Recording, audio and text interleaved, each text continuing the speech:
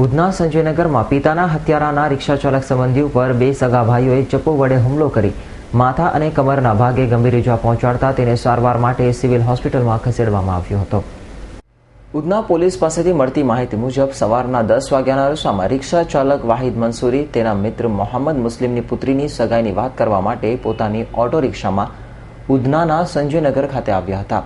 ત્યારે મોહમ્મદ અહેમદ સલીમ પઠાણ અને તેના ભાઈ ગુલામ મુસ્તફાએ ઓટો રિક્ષા આંતરીને વાહી ઉપર ચપ્પો વડે હુમલો કરી માથા અને કમરના ભાગે ગંભીર ઇજા પહોંચાડી ભાગી છૂટ્યા. જોકે જાહેરમાં થયેલા હુમલાને પગલે લોકો ભયભીત થઈ ગયા હતા અને હુમલાખોર બંને ભાઈઓ ત્યાંથી ભાગી છૂટ્યા બાદ ઇજાગ્રસ્ત વાહિદને તાત્કાલિક સારવાર માટે નવી સિવિલ હોસ્પિટલમાં ખસેડાયા હતા. જ્યારે પોલીસની તપાસમાં 4 માસ અગાઉ ઉન ખાતે વાહિદના સંબંધીઓએ હુમલો કરનાર પઠાણ બંધુઓના પિતાની હત્યા કરી હતી, જેની અદાવતમાં અહેમદ અને ગુલામ વાહિદે ચપ્પુ વડે હુમલો કર્યો. જોકે હાલ તો ઉધના પોલીસે હુમલો કરનાર બંને ભાઈઓની અટક કરી વધુ પૂછપરછ હાથ ધરી છે. Bureau report S9 news, Surat.